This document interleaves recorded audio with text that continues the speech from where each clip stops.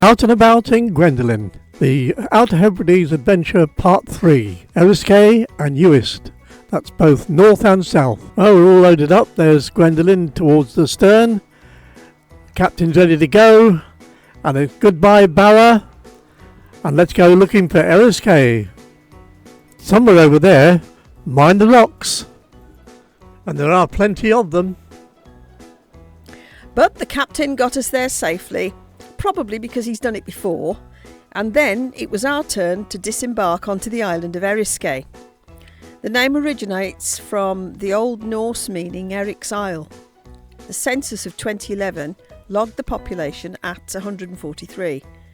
The island's only about 2.5 miles by 1.5 miles, or 4 by 2.5 kilometres. However, it has a great claim for fame. You've probably heard of the film Whisky Galore. Well, this is where the SS politician ran aground in 1941 with 22,000 cases of whisky on board. Much of the whisky was rescued by the locals. The island of Eriskay is linked to the southern tip of South Uist by a causeway about a mile long, and it was constructed in 2001. So instead of having to wait for ferries, just under 2 minutes later, we're on South Uist. South Uist is well known for being the birthplace of Flora MacDonald, who in April 1746 helped Bonnie Prince Charlie, the young pretender, to avoid government troops after the Battle of Culloden. And this memorial marks the place where she was born. At night we wild camped in a RSPB reserve car park. Very nice. At the moment we're just parked there, but if that car moves, we'll shuffle across. And they ask for a £5 donation. So £5 have been deposited into that slot. It's Sunday, the 13th of August. And we're having Sunday dinner in Gwendolyn, and Mandy's done this. It's brisket in a red wine sauce, and it smells delicious. I need to save that to go on top of it a little bit later on. Now to carve it.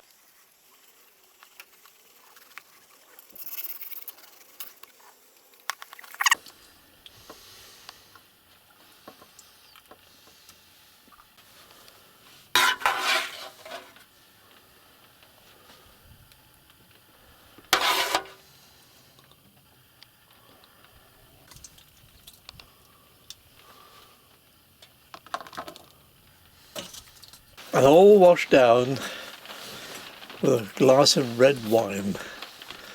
Look good, Mandy. Well, we'll see how it works. Cheers. And we had company that evening, and again the next morning, by a herd of horses. Some of them quite close up.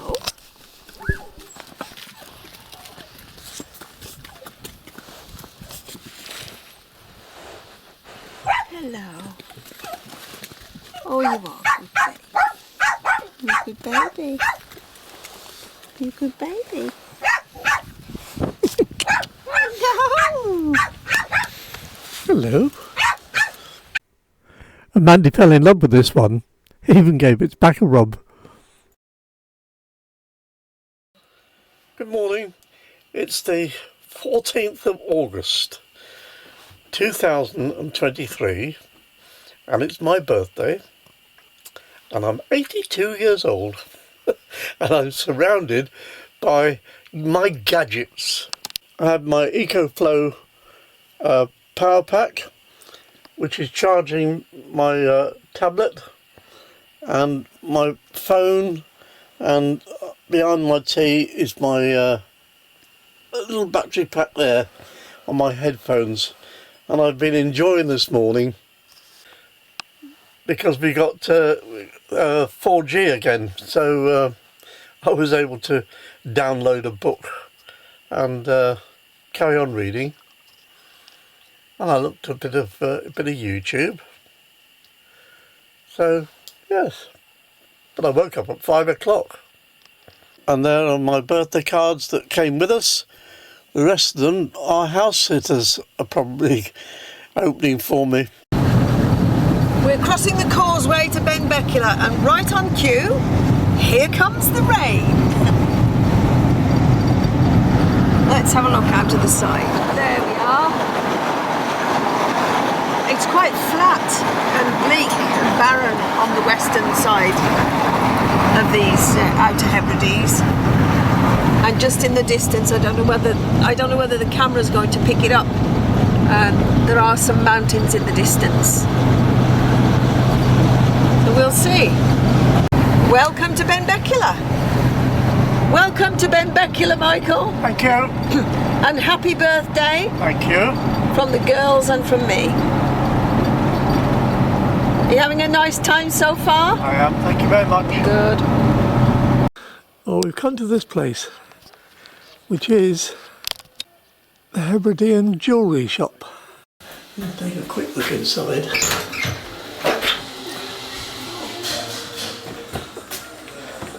You've got some nice stuff here.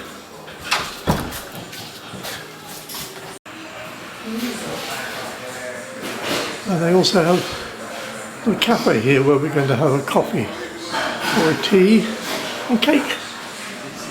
And not only did the staff bring me a hot chocolate with a candle in it, which I duly blew out, but everybody sang happy birthday to me. And this lady sang it again in Gaelic. Thank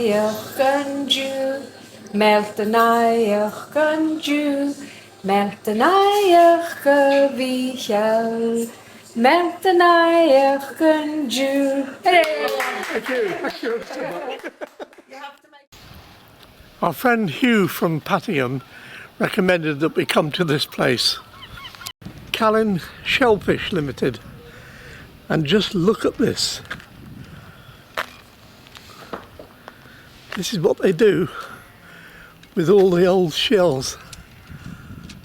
Literally millions of scallop shells. They've even built a little extension to the land there, look, with them. And this is in the shop. Now they've got a good selection, including in here there's lobsters in the tank and a whole variety of frozen bits.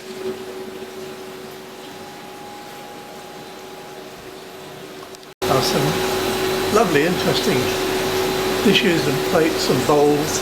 And then we moved on to this is the Hebridean Smokehouse, and we're going to go in there and have a look as well. And my friend Hugh MacDonald, pretty sure, lived just up the road there. We're going to go and have a look afterwards. And it's an interesting shop inside. Got a little bit of everything. Candles, plates, mugs, and good selection of items there in an old boat. If you want A local, good selection of they're various made smoked locally Are here. they? fishes. Yes. Okay. They're quite free. And though. here- I don't know if you- That's fine. And cheeses, including they're very popular. Scottish Gouda. And that looks an interesting one, that one. Things, yeah.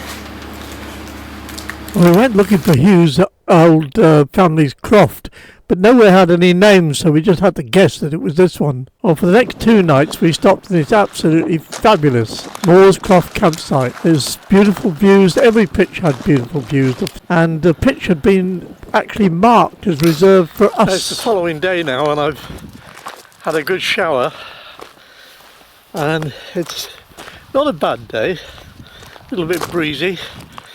But I'm going to take you over and show you the camper's kitchen, they call it. Absolutely fabulous.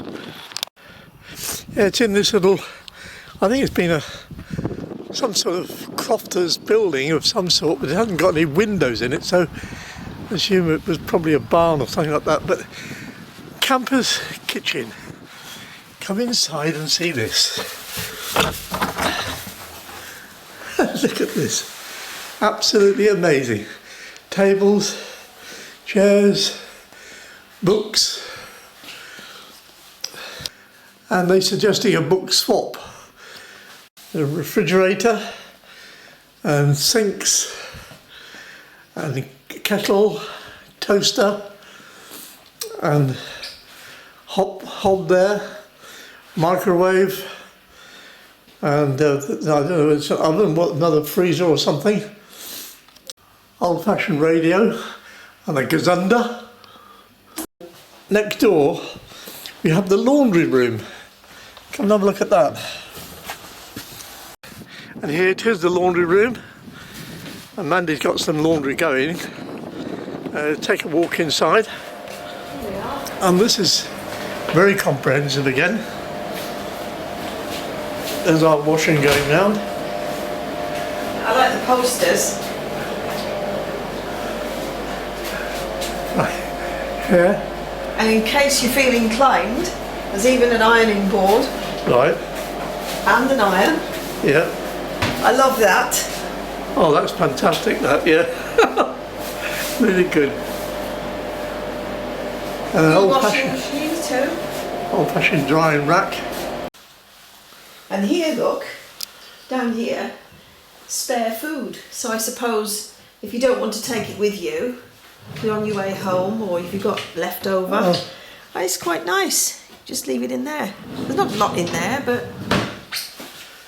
A good idea, isn't it? Yeah, it's great. Fully comprehensive kitchen too, with all the bits you need. Yeah. Your oils and salt and pepper, kitchen paper, and these, incidentally, are full. So you can have a cup of tea, make yourself a cuppa. And up there you've got your teapots. And here, look, toiletries. Please use or take away with you. So if you've forgotten your own, you've got it. It's all there, even Listerine and soaps and. Good Lord. What a lovely way of cutting down waste. Yeah. Really. When you're ready to call the family for dinner, there you go. Lovely.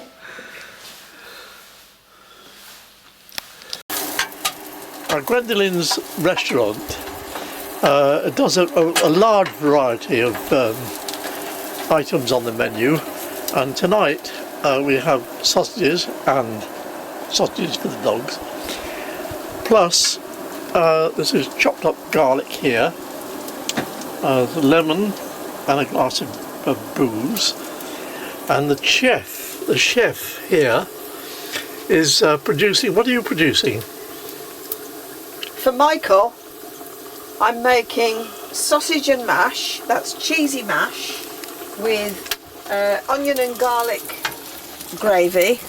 I'm just sweating the onions and garlic off now. That's what Michael's having. I'm having fresh langoustine, flash fried. What? Oh, right. Langoustine. Oh, right. Flash fried in garlic butter with lemon juice and with spaghetti. Right. And we'll see how it works out. And what Michael had in with his sausages? I just said that. Mashed potato? I did all of that. Did you? Cut. Getting some high winds round here. That's one way of tethering you to caravan, isn't it? I'm going on a little exploration. This tomb, this Neolithic tomb, is called Bapa Langas, and it's a chambered tomb, and it does have a passage as well.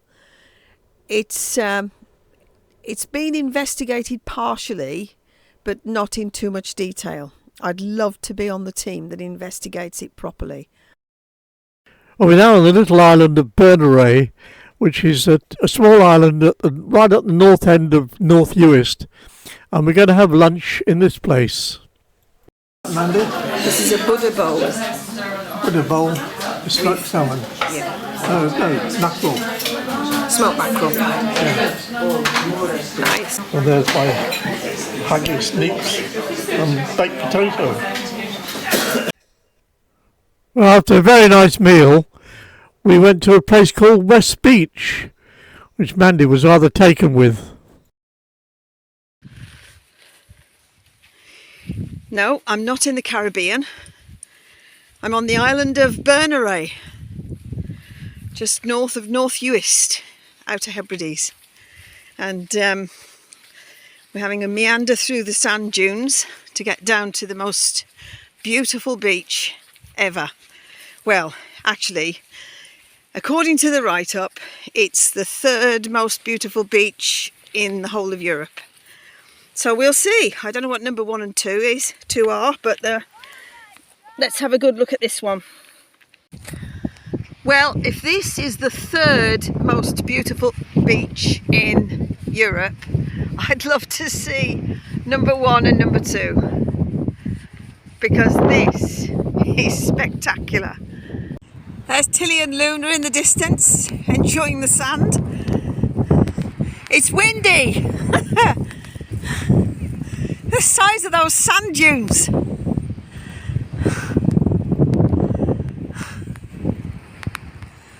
And I think that mountain range in the distance, I think that's the Isle of Harris. Not sure, but I think it is. And that's where we're off to tomorrow.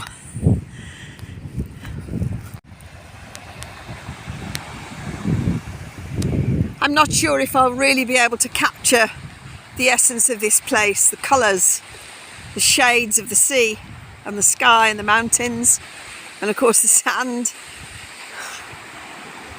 But I really hope so. This is just such a lovely, lovely place, and the sun's shining and it's warm, and I really wish that I was wearing my swimming costume, because that sea looks so inviting. I could put aside my fear of sharks for half an hour and go for a dip. That's how inviting it is. It's wonderful. We're not actually booked on the ferry until tomorrow morning, but he's allowed us to park there, and we're right next to where the ferry comes in. Just there. So we haven't got far to go in the morning.